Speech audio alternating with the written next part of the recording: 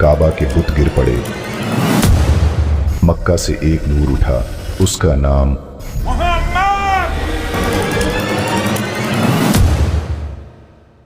अगले वर्ष जो पैगंबर मोहम्मद सल्लल्लाहु अलैहि वसल्लम की पैगंबरी का 13वां वर्ष 622 ईस्वी था, मूसा रज़ियल्लाहु अन्हु यसरिब से मक्का लौटे। उनके साथ यसरिब के 73 पुरुष और 2 महिलाएं थीं जिन्होंने इस्लाम स्वीकार कर लिया था। इसके अलावा कुछ अन्य लोग भी थे जो अब तक ईमान नहीं लाए थे। यसरिब से आए इन लोगों ने तुरंत पैगंबर सल्लल्लाहु अलैहि वसल्लम को संदेश भेजा और उन्हें अपने शहर आने का निमंत्रण दिया। उस समय पैगंबर सल्लल्लाहु अलैहि वसल्लम को इस प्रकार की सहायता की बहुत आवश्यकता थी, क्योंकि मक्का में उनके विरोधी इतने ताकतवर हो चुके थे कि वहां रहना उनके लिए बहुत खतरनाक हो गया था। इसलिए उन्होंने यह प्रस्ताव स्वीकार किया और रात के समय अल अक़बा पर उनसे गुप्त रूप से मुलाकात की। उनके साथ उनके चाचा अब्बास रज़ियल्लाहु अन्हु भी थे। हालांकि वे उस समय तक मुसलमान नहीं हुए थे, फिर भी वे अपने भतीजे की भलाई चाहते थे। अब्बास रज़ियल्लाहु अन्हु ने यसरिब के लोगों को संबोधित करते हुए कहा, मोहम्मद सल्लल्लाहु अलैहि वसल्लम को अब मक्का छोड़ना ही पड़ेगा और तुमने उन्हें अपने यहाँ शरण देने की पेशकश की है। लेकिन ध्यान रखना, अगर तुमने उन्हें धोखा दिया या उनकी सुरक्षा का पूरा वचन नहीं निभाया तो बेहतर होगा कि अभी बता दो, ताकि वे किसी और उपाय के बारे में सोच सकें। यसरिब के लोगों ने पूर्ण निष्ठा के साथ वचन दिया कि वे पैगंबर सल्लल्लाहु अलैहि वसल्लम की सुरक्षा करेंगे, केवल अल्लाह की उपासना करेंगे, इस्लाम के आदेशों का पालन करेंगे और पैगंबर सल्लल्लाहु अलैहि वसल्लम की आज्ञा का अनुसरण करेंगे। फिर उन्होंने पूछा, अगर हम अल्लाह के रास्ते में मारे गए तो हमें क्या इनाम मिलेगा? पैगंबर सल्लल्लाहु अलैहि वसल्लम ने उत्तर दिया, जन्नत। यह सुनकर उन्होंने अपने प्राणों की आहुति देने तक की कसम खाई और इस्लाम के उद्देश्य को अपनाने की शपथ ली। इसके बाद पैगंबर सल्लल्लाहु अलैहि वसल्लम ने उनमें से 12 व्यक्तियों को अपना प्रतिनिधि नियुक्त किया। इस प्रकार दूसरी बैअतुल अक़बा की दूसरी शपथ संपन्न हुई। यसरिब के लोग वापस लौट गए और पैगंबर सल्लल्लाहु अलैहि वसल्लम ने अपने अनुयायियों को तुरंत यसरिब की ओर हिजरत प्रवास करने का आदेश दिया। फिर क्या हुआ? लगभग 100 मुस्लिम परिवार चुपचाप मक्का से गायब हो गए और यसरिब की ओर कूच कर गए। वहां के लोगों ने उनका बहुत उत्साह और आतिथ्य के साथ स्वागत किया।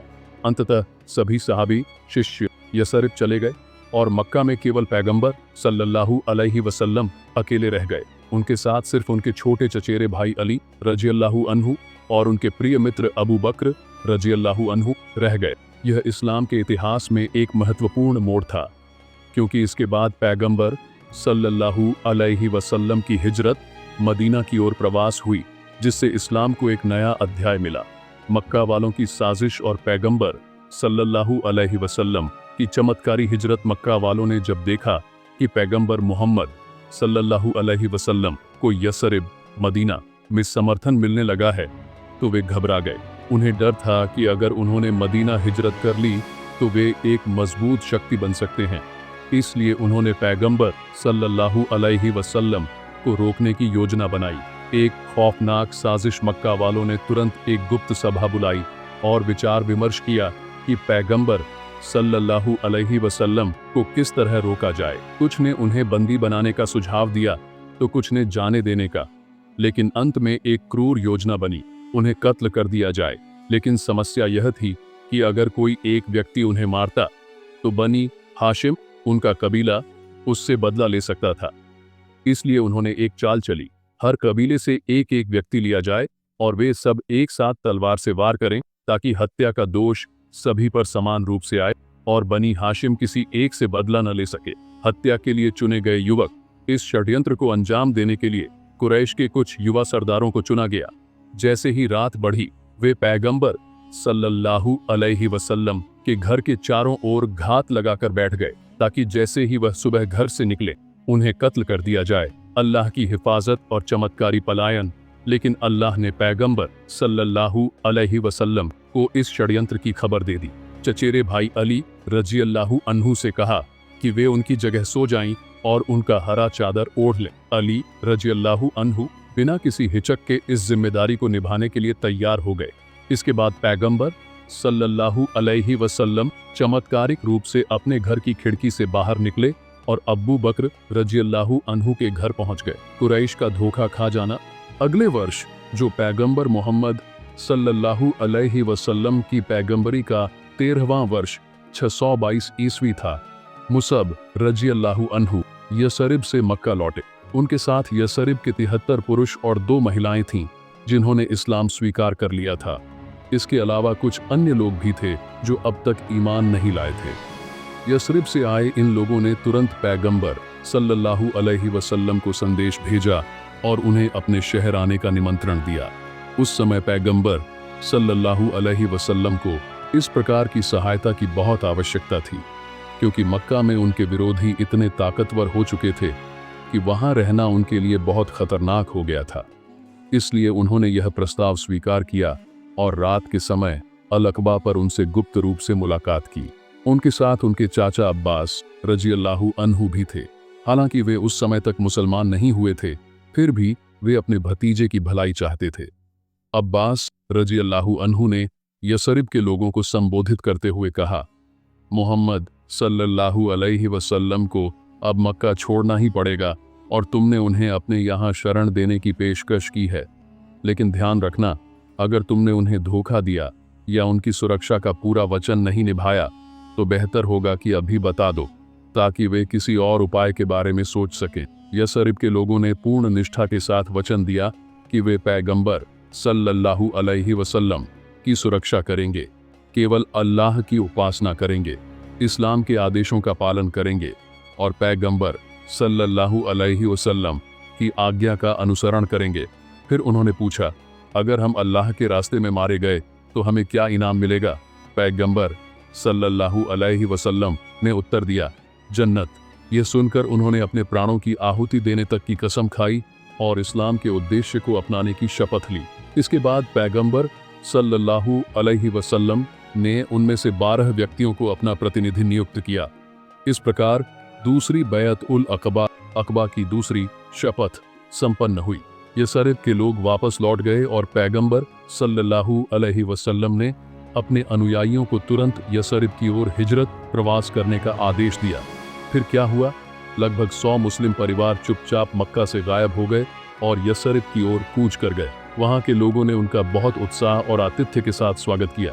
अंततः सभी सहाबी शिष्य यसरिब चले गए और मक्का में केवल पैगंबर सल्लल्लाहु अलैहि वसल्लम अकेले रह गए।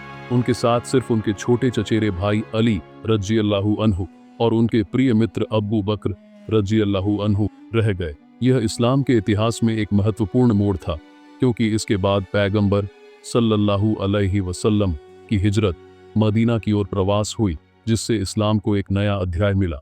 मक्का वालों की साजिश और पैगंबर सल्लल्लाहु अलैहि वसल्लम की चमत्कारी हिजरत। मक्का वालों ने जब देखा कि पैगंबर मोहम्मद सल्लल्लाहु अलैहि वसल्लम को यसरिब मदीना में समर्थन मिलने लगा है, तो वे घबरा गए। उन्हें डर था कि अगर उन्होंने मदीना हिजरत कर ली तो वे एक मजबूत शक्ति बन सकते हैं। इसलिए उन्होंने पैगंबर सल्लल्लाहु अलैहि वसल्लम को रोकने की योजना बनाई।